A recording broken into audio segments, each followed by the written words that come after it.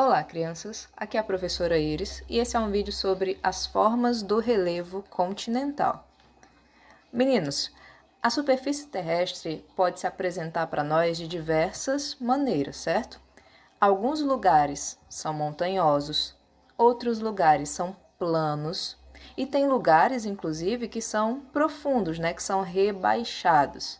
Então, a gente tem montanhas na face da Terra, planícies e depressões.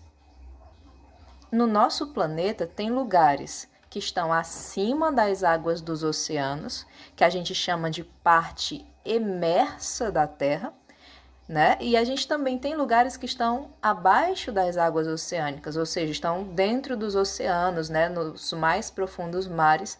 E aí a gente chama essas regiões da Terra de partes submersas. E tanto a parte emersa do nosso planeta, né, as que estão acima das águas do mar, quanto as partes submersas, as que estão abaixo, né, no fundo do mar, tudo isso faz parte do que é a superfície terrestre, né? Todas as formas que a gente pode encontrar, crianças, no nosso planeta, a gente pode chamar de relevo. Essas formas da superfície terrestre, tanto as emersas quanto as submersas, a gente dá o nome de relevo. Quando essas formas estão abaixo das águas, né, estão nos oceanos, estão nos mares, a gente chama de relevo oceânico. Quando essas formas estão emersas, estão acima das águas, a gente chama de relevo continental. E hoje a gente vai falar justamente disso, das formas do relevo continental, aquelas formas que estão acima das águas dos oceanos, das águas dos mares. E a gente tem 4 formas principais de relevo: as montanhas, os planaltos, as planícies e as depressões. Começando com as montanhas, certo? Montanhas, crianças, são grandes elevações naturais do relevo terrestre. A ciência que estuda o relevo, meninos, a gente chama de geomorfologia, que estuda as formas, né, a morfologia da Terra, geomorfologia. E para a geomorfologia, meninos, se uma elevação tiver mais de 300 metros de altitude, ela já pode ser considerada uma montanha, certo? Lembrando que a altitude é a distância vertical, é a distância para cima, se a gente considerar o nível das águas do mar. Observem essas imagens, ó. Vocês estão vendo aqui o nível médio das águas do mar? Se eu pegar esse nível para me basear, e se eu traçar uma linha vertical, eu vou ter a altitude de um lugar. Então, a altitude é a distância vertical, né, subindo, se eu comparar com o nível das águas do mar. Olhem essa outra imagem aqui. Essa linha aqui está representando o nível das águas do mar. Aí, essa linha A é a linha vertical, é a linha para cima, que vai me dar a altitude. Qual é a altitude aqui dessa montanha? Olha até onde essa linha está indo, até os 1.500 metros. Então, eu já posso dizer que essa montanha tem 1.500 metros de altitude. Agora, quando uma parte da Terra está abaixo do nível das águas do mar, a gente já pode dizer que ela tem uma altitude negativa. E isso, crianças, é para reforçar que a altitude é importante para a gente saber sobre as montanhas. Porque se estiver acima dos 300 metros de altitude, a gente já pode considerar aquela forma de relevo, aquela parte da superfície da Terra, como uma montanha, certo? É com base na altitude que a gente pode dizer qual o tamanho das montanhas. Quando uma montanha, crianças, se encontra agrupada com várias outras montanhas ao seu redor, a gente diz que ali existe uma cordilheira, né? O agrupamento, né, a junção, várias montanhas juntas formam uma cordilheira. E essa aqui é a Cordilheira dos Andes, né, que é a maior cordilheira do mundo, o maior agrupamento de montanhas do mundo, e que fica aqui, na América do Sul, no continente que a gente vive. E essa outra aqui é a Cordilheira do Himalaia, que fica lá na Ásia. Olhem aqui, olhem essa montanha. Ela é chamada de Everest, é a maior montanha do planeta. O Monte Everest, crianças, tem 8.848 metros de altitude. Se a gente pegar o nível das águas do mar, traçar uma linha vertical para cima, a gente vai chegar até os 8.848 metros, que é o tamanho do Everest, né? Que é a altitude do Everest. E aí é interessante a gente falar também como é que se formam as montanhas, como é que se formam essas elevações da superfície. E as montanhas são formadas, crianças, principalmente pela atividade tectônica, ou seja, pelo choque de placas tectônicas. A gente sabe que as placas tectônicas são a superfície terrestre, né? São a crosta terrestre, que está dividida em gigantescos blocos rochosos, que a gente chama de placas tectônicas. E aí, essas placas tectônicas, elas estão acima do manto terrestre, acima do magma. E o magma se movimenta. É muito quente, é rocha derretida lá embaixo. Esse magma vai se movimentar. Quando ele se movimenta, ele vai movimentar também a crosta terrestre. E isso vai gerar o choque de placas tectônicas. Observem aqui esse vídeo. Esse vídeo mostra a formação dos Andes, aquela cadeia de montanhas que a gente viu na imagem anterior. Observem. No passado, as placas tectônicas foram se afastando, certo? E aí, um belo dia, houve o choque de placas. Quando elas se chocaram, uma foi para baixo da outra, ó, a placa A está indo para baixo da placa B, por causa da movimentação do magma, né? Então, a placa de Nazca e a placa sul-americana se chocaram. A placa de Nazca foi para baixo da placa sul-americana, uma levantou a outra, soergueu, isso significa o levantamento, né? E isso foi criar as montanhas daquela região. Crianças, quando isso acontece, quando uma placa vai para baixo da outra e levanta a superfície que está em cima, a gente chama isso de dobramento. Ou seja, aquela parte ali da superfície foi dobrada, foi encurvada pela força da movimentação das placas. O choque entre as placas tectônicas foi tão poderoso que esse choque dobrou a superfície. Isso são os dobramentos. Dobramentos, crianças, são montanhas. Dobramento é só outro nome para as montanhas, né? As montanhas são chamadas também de dobramentos modernos.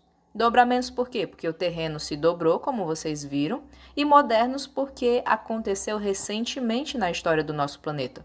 Lembrando que a Terra tem 4,5 bilhões de anos, né?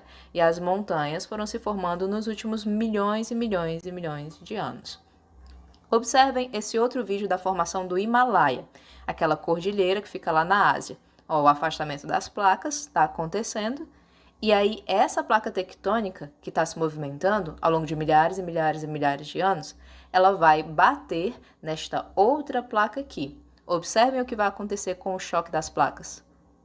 Viram? A formação de uma gigantesca cadeia montanhosa que a gente conhece como Himalaia.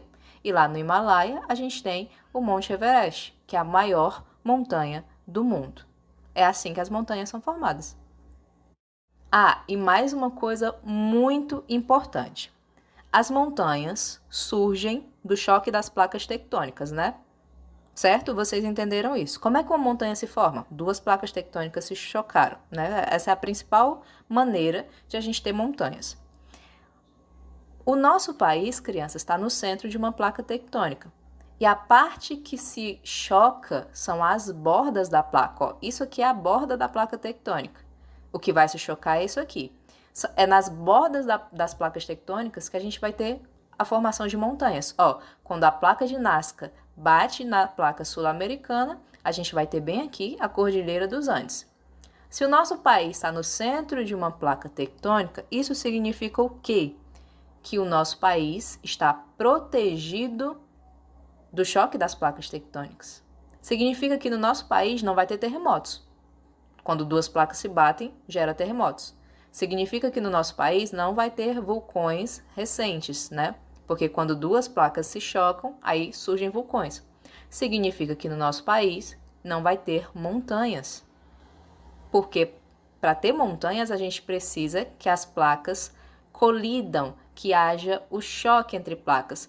Mas o nosso país está bem aqui no centro da placa, protegido do choque, certo? Então, a gente pode dizer, crianças, a conclusão que a gente pode tirar disso é que no Brasil não existem dobramentos modernos. Em outras palavras, no nosso país não existem montanhas. Por quê? Para existir montanhas, nosso país tinha que estar nas bordas das placas e ele não está. Ele está no centro. Essa informação é muito importante, certo? No Brasil não existem dobramentos modernos, mas a gente tem dobramentos antigos. Ou seja, há muito tempo, né, as placas se chocaram ou os vulcões deram origem ao que hoje a gente chama de serras. Nós não temos montanhas no Brasil, mas a gente tem serra. Montanha é dobramento moderno, serra é dobramento antigo.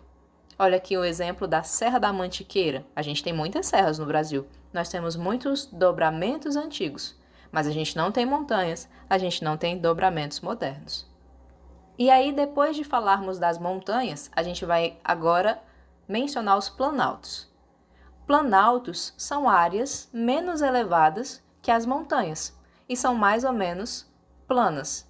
Essas áreas têm que ser menores que as montanhas, porque se for do mesmo tamanho das montanhas não vai ser planalto, vai ser montanha. E essas áreas são mais ou menos planas, crianças.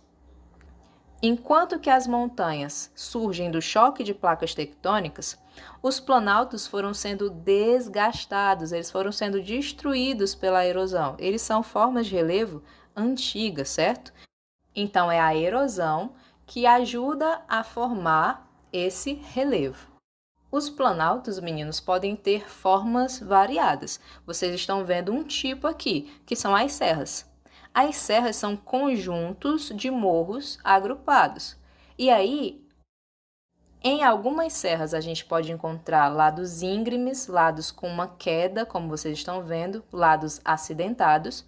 E em outras serras a gente encontra lados suavemente inclinados. Olhem como aqui a queda é maior e olhem como essa parte aqui é formada, bem suave. Isso acontece porque no nosso país a serra, ela não tem um significado bem preciso, sabe? Várias coisas podem levar o nome de serra. Esse tipo de forma e esse tipo de forma. Mas as serras são planaltos. E aí, outro tipo de planalto são as chapadas. São essas formas, né, da superfície que tem um aspecto de mesa. Parece uma mesa, né? É isso que as chapadas são. Elas têm o topo plano, ó, olhem como é plano, é o topo reto, e elas têm lados inclinados, ou lados íngremes, ou lados que têm uma queda acentuada. Mas para a gente reconhecer uma chapada, é só prestar atenção se tem formato de mesa, certo?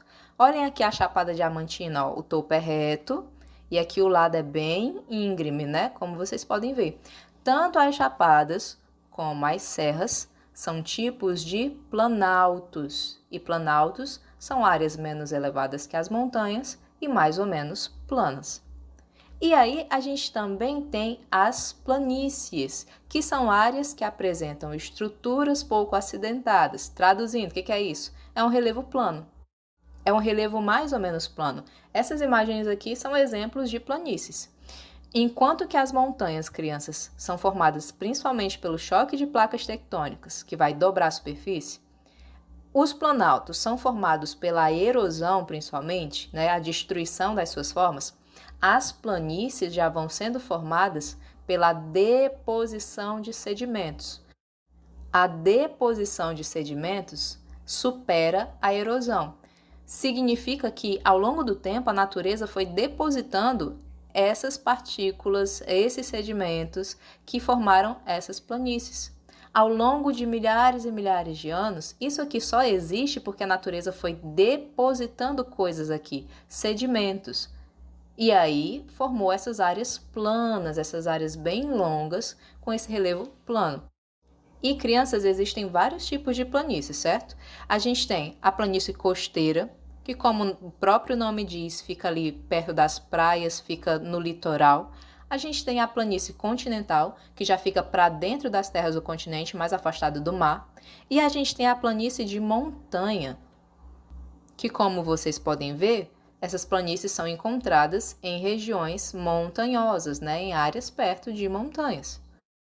Vocês podem perceber que a superfície da Terra é muito cheia de formas, não é? Ela é muito diversificada. E para cada um desses tipos de formas, os estudiosos foram dando nomes. Foram dando nome de montanha, ou de planalto, ou de planície, ou de depressões. As depressões são outra forma de relevo, né? Que tem altitudes mais baixas do que os terrenos à sua volta. Não é porque o relevo está triste, não, aí ele tem depressão, não é isso. É porque o bichinho é mais rebaixado do que aqueles que estão do lado. Olhem essa imagem aqui da Chapada Diamantina. Vocês já sabem que isso aqui é uma chapada, certo? É um tipo de planalto. E lá embaixo, a gente tem uma depressão. Enquanto que o planalto está mais elevado, é uma área mais alta, a depressão é uma área rebaixada, né? Ela é mais baixa do que os terrenos que estão à sua volta. Olhem esse outro exemplo. Aqui é uma chapada, ou seja, um tipo de planalto, e aqui embaixo, essa área rebaixada, é uma depressão.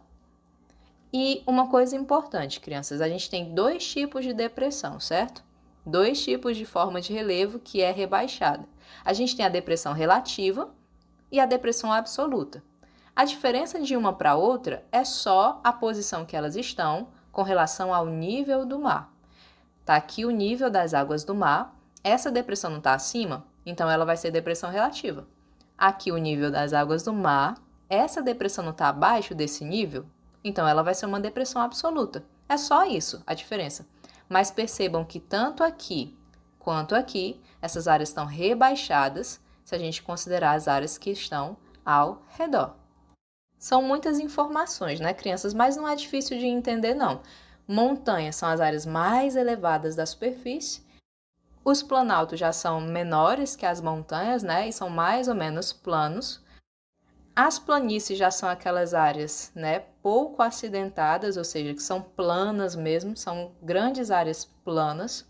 E as depressões, as bichinhas, são as áreas rebaixadas do relevo, se a gente considerar as áreas que estão à volta delas.